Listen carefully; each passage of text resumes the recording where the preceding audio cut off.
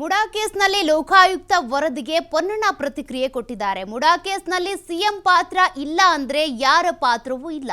ಯಾವುದೇ ರೀತಿ ಅಪರಾಧೀಕರಣ ಒಳಗೊಂಡ ಕೃತ್ಯ ನಡೆದಿಲ್ಲ. ಇದು ಸೃಷ್ಟಿ ಮಾಡಿದ್ದಾರೆ ಅಷ್ಟೇ. ಇದು ನಮ್ಮ ಆರೋಪ. ಲೋಕಾಯುಕ್ತ ಅಧಿಕಾರಿಗಳು ಕೂಡ ಈಗ ಅದೇ ರೀತಿಯಾಗಿ ರಿಪೋರ್ಟ್ ಅನ್ನ ರೆಡಿ ಮಾಡಿರೋದು.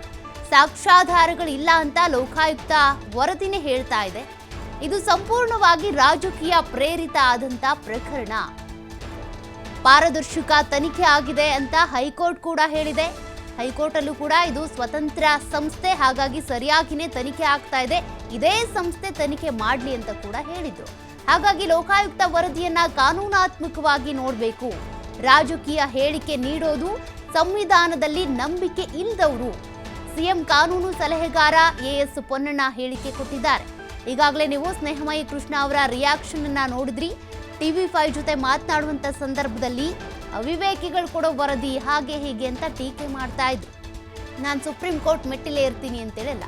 ಬಟ್ ಇದು ಸಿಎಂ ಕಾನೂನು ಸಲಹೆಗಾರರಾಗಿರುವಂತ ಪೊನ್ನಣ್ಣ ಅವರು ಕೊಟ್ಟಿರುವಂತ ರಿಯಾಕ್ಷನ್. ಇದೊಂದು ರಾಜಕೀಯ ಪ್ರೇರಿತ ಪ್ರಕರಣ ಆಗಿತ್ತು. ಇದರಲ್ಲಿ ಸಿಎಂ ಪಾತ್ರ ಇಲ್ಲ ಅಂದ್ರೆ ಉಳಿದವರ ಪಾತ್ರ ಕೂಡ ಇಲ್ಲ ಅಂತಾನೆ ಅರ್ಥ. ಸ್ಪಷ್ಟವಾಗಿ ಮಾತನಾಡಿದ್ದಾರೆ.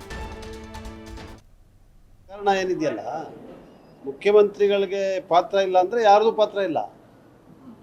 ಯಾರು ಆರೋಪಿಗಳು? ಒಬ್ಬರು ಮುಖ್ಯಮಂತ್ರಿಗಳು, ಇನ್ನೊಬ್ಬರು ಮುಖ್ಯಮಂತ್ರಿಯ ಧರ್ಮಪತ್ನಿ, ಇನ್ನೊಬ್ಬರು ಮುಖ್ಯಮಂತ್ರಿಗಳ ಭಾವ, ಮತ್ತು ಇನ್ನೊಬ್ಬ ಇವ್ರಿಗೆ ಜಮೀನು ಕೊಟ್ಟಂಥವ್ನು. ಇವ್ರು 4 ಜನ ಆರೋಪಿಗಳು ಈ ಪ್ರಕರಣದಲ್ಲಿ. ಯಾವುದೇ ರೀತಿಯಾದಂಥ ಅಪರಾಧೀಕರಣ ಒಳಗೊಂಡಂಥ ಕೃತ್ಯ ಇದರಲ್ಲಿ ನಡೆದಿಲ್ಲ. ಇದು ಸೃಷ್ಟಿ ಮಾಡಿದ್ದಾರೆ ಅಂತ ಹೇಳುವಂಥದ್ದು ನಮ್ಮ ನೇರವಾದಂಥ ಆರೋಪ. ಸಾಕ್ಷ್ಯಾಧಾರಗಳಿಲ್ಲ ಅಂತ ಹೇಳಿ ತನಿಖೆ ವರದಿಯಲ್ಲಿ ಬಂದಿದ್ದರೆ ಸಾಕ್ಷ್ಯಾಧಾರಗಳಿಲ್ಲ. ನೋಡಿ, 2 ವಿಚಾರ ಇದೆ. ಯಾವುದಾದ್ರೆ ಒಂದು ತೀರ್ಮಾನಗಳನ್ನು ತಗೊಂಡಾಗ ಪ್ರಕ್ರಿಯೆಗಳಲ್ಲಿ ಲೋಪ ಆಗುವಂಥದ್ದು ಬೇರೆ, ಪ್ರೊಸೀಜರಲ್ ಲ್ಯಾಪ್ಸಸ್. ಅಪರಾಧೀಕರಣ ಬೇರೆ. ಪ್ರೊಸೀಜರಲ್ ಲ್ಯಾಪ್ಸ್ ಎಲ್ಲವೂ ಕೂಡ ಅಪರಾಧ ಆದಂದರೆ 100 FIRಗಳು ಡೈಲಿ ದಾಖಲೆ ಆಗಬೇಕು. ಅದರಿಂದ ಅದು 2 ಬೇರೆ ಬೇರೆ ಅಂಶಗಳು. 25 ವರ್ಷ ಹಿಂದೆ ಆಗಿರುವಂಥ ಡಿನೋಟಿಫಿಕೇಷನ್ನಲ್ಲಿ ಏನಾಗಿದೆ ಅಂತ ಇವತ್ತು ತನಿಖೆ ಮಾಡೋಕ್ಕೆ ಸಾಧ್ಯ ಇದೆಯಾ? ಸೊ ಅದರಿಂದ ಇದು ಸಂಪೂರ್ಣವಾಗಿ ರಾಜಕೀಯಕ್ಕೆ ಬಳಸಿರುವಂಥ ಒಂದು ಪ್ರಕರಣ. ಅದು ಇವತ್ತು ತನಿಖೆಯನ್ನು ಮಾಡಿರುವಂಥದ್ದು ಲೋಕಾಯುಕ್ತ ಸಂಸ್ಥೆ ಅಡಿನಲ್ಲಿರುವಂಥ ಪೊಲೀಸ್ ಇಲಾಖೆಯವರು. ಈಗಾಗಲೇ ಉಚ್ಚ ನ್ಯಾಯಾಲಯ ತನ್ನ ತೀರ್ಪಿನಲ್ಲಿ ಹೇಳಿದೆ, ಪಾರದರ್ಶಕವಾಗಿರುವಂಥ ತನಿಖೆ ಆಗಿದೆ, ಸ್ವತಂತ್ರವಾದಂಥ ಸಂಸ್ಥೆ ಇದು ಲೋಕಾಯುಕ್ತ. ಅದರಿಂದ ಇದರಲ್ಲಿ ಯಾವುದೇ ಹಸ್ತಕ್ಷೇಪ ಮಾಡುವಂಥ ಪ್ರಶ್ನೆ ಇಲ್ಲ ಅಂತ ಹೇಳುವಂಥ ಮಾತನ್ನು ಹೇಳಿದ್ದಾರೆ.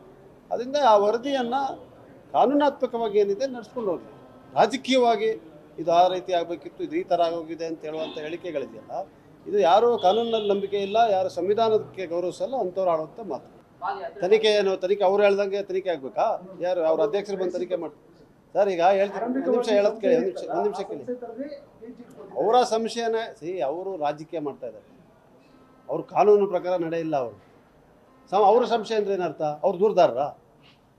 ದೂರ ಯಾರೋ ಕೊಟ್ಟಿದ್ದಾರೆ, ದೂರದಾರರು ದೂರಿನ ಮೇಲೆ ತನಿಖೆ ಆಗಿದೆ. CBIಗೆ ಹೋಗಿಂತ ಆ ದೂರದಾರ ಹೈಕೋರ್ಟ್ಗೆ ಹೋಗಿದ್ದ. CBIಗೆ ಹೋಗುವಂಥದ್ದೇನೂ ಇಲ್ಲ. ಇದು ಸ್ವತಂತ್ರವಾದಂಥ ಒಂದು ಸಂಸ್ಥೆ ತನಿಖೆ ನಡೆಸಿದೆ,